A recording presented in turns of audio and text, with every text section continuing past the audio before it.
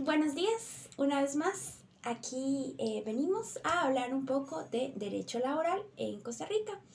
El día de hoy, domingo 9 de marzo 2025, vamos a tratar temas tan importantes como se puede despedir a una mujer embarazada, cuáles son las diferencias entre permisos y licencias, cómo se crea un sindicato. Entonces, empecemos. Ahora bien, en nuestra primera sección vamos a tocar el tópico del despido de mujeres embarazadas.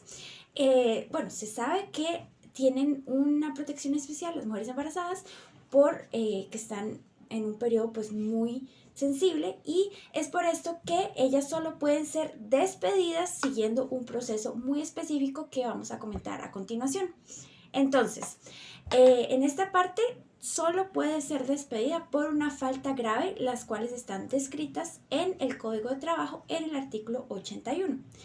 ¿Y cuáles son estas causas graves? Bueno, la primera sería que se comportara de forma abiertamente inmoral o injuriara o calumniara a su patrono, ya sea en horas laborales o fuera de horas laborales. Otra causal de despido grave sería que de forma simplemente por querer hacer el daño, se dedicara a hacerle daño a la propiedad del patrono o a la maquinaria que se encuentre dentro de la propiedad. Otra causal de despido es, por ejemplo, que estuviera revelando los secretos que se aluden en el inciso G del artículo 71. También podría ser por poner en peligro la seguridad de los trabajadores o del mismo lugar de trabajo como tal. Ahora bien, para que este despido realmente sea legal, el patrono tiene que seguir los siguientes pasos. Por ejemplo, el despido tiene que ser gestionado entre la Dirección Nacional y la Inspección General de Trabajo. Durante el proceso, la trabajadora puede ser suspendido con goce de salario. Y también es muy importante que para que la trabajadora gozara de alguna protección basada en el hecho de que está embarazada, pues siempre tiene que habérselo comunicado al patrono y tiene que tener un certificado médico o constancia de la caja del Seguro Social. Entonces, abro un ejemplo para hacer como más concreto toda esta teoría. Una empleada embarazada podría ser despedida de forma legal si el patrono lograra demostrar que durante el horario de trabajo se destruyó de forma dolosa la propiedad de este patrono, y aportando las pruebas obviamente ante la Dirección Nacional, pues sí se podría tramitar este despido, pues incurrió en una falta grave. Ok, muy bien. Entonces, ahora vamos a la sección número 2, en donde vamos a hablar de permisos y licencias. Aquí es muy importante hacer la distinción, pues así se comenta en el Código de Trabajo. Entonces, vemos que los permisos dependen del criterio del empleador. Por ejemplo, un matrimonio, un fallecimiento de un familiar en primer o en segundo lado de consanguinidad. Por el otro parte, las licencias sí son reguladas por ley, por ejemplo, como las licencias por enfermedad o licencias para cuidar a alguien con una enfermedad terminal. Por ejemplo, en este caso, enfermedad terminal, eso está regulado por la ley 7756, y esta es una licencia que se le otorga a los pacientes terminales con una expectativa de 6 meses o menos, y la prórroga es cada 30 días calendario. Obviamente para esto sería necesitado un certificado médico. Entonces esa sería como la principal diferencia entre permisos y licencias, que más que todo las licencias sí están muy bien catalogadas y tienen como algo más legal. En tanto, los permisos dependen mucho del criterio del empleador. Ahora bien, vamos a la sección número 3, en donde vamos a hablar de las jornadas laborales.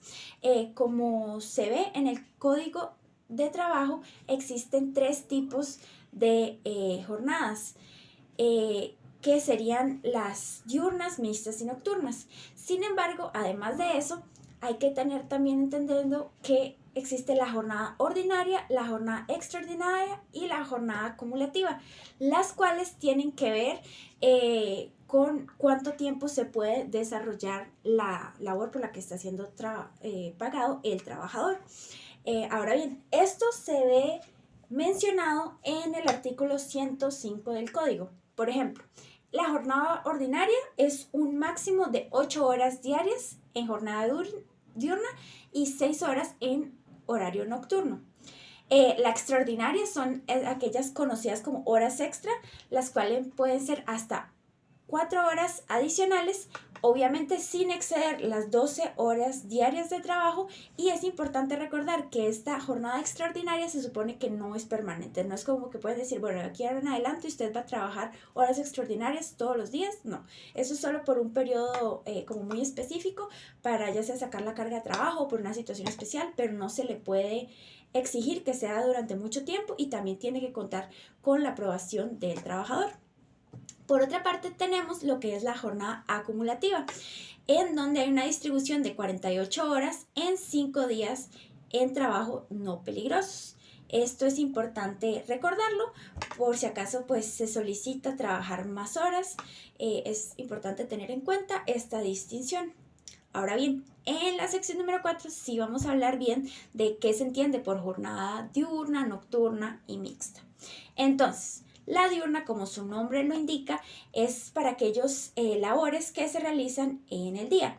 El día se conoce como de 5 de la mañana a 7 de la noche y se supone que uno solo puede trabajar 8 horas diarias en el asunto ordinario, por lo que serían 48 horas semanales.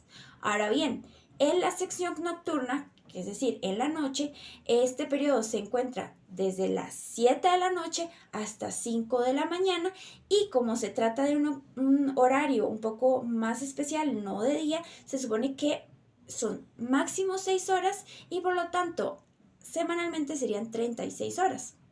Ahora bien, la mixta es cuando el patrono necesita que alguien labore entre esos dos horarios y entonces se crea un horario como muy especial en donde es parte diurna y parte nocturna. Se supone que los mixtos tienen que ser 7 horas diarias y por lo tanto 42 horas semanales.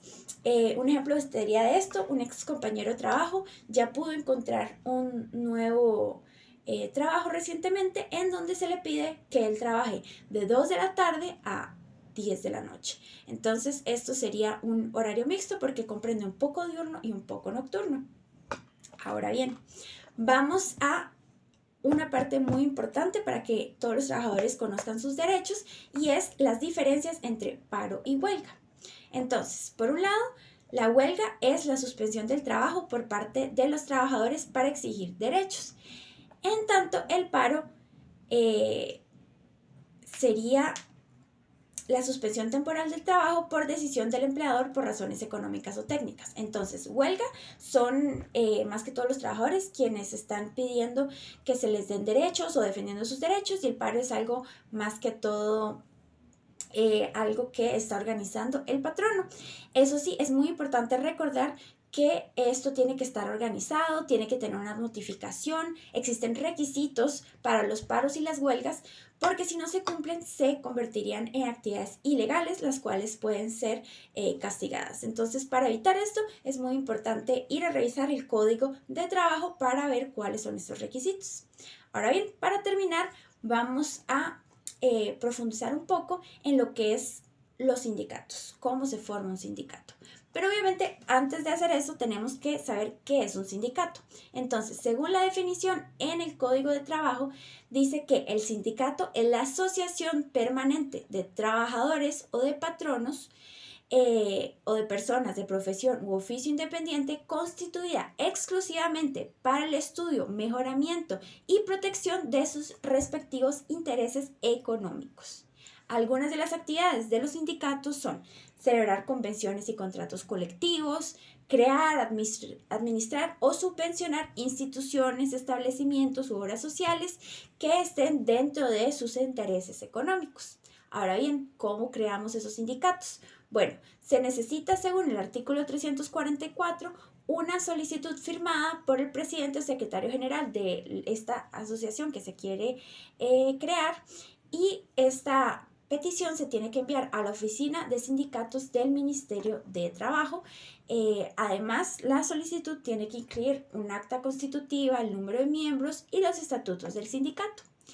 Bueno, ya que hemos abordado el tema de algunos puntos importantes del derecho laboral de Costa Rica, nada más quiero recordarles que es muy importante leer el Código de Trabajo para conocer más acerca de los derechos y deberes de los trabajadores y así entender mejor los contratos laborales. Entonces espero tengan un muy buen día. Hasta la próxima.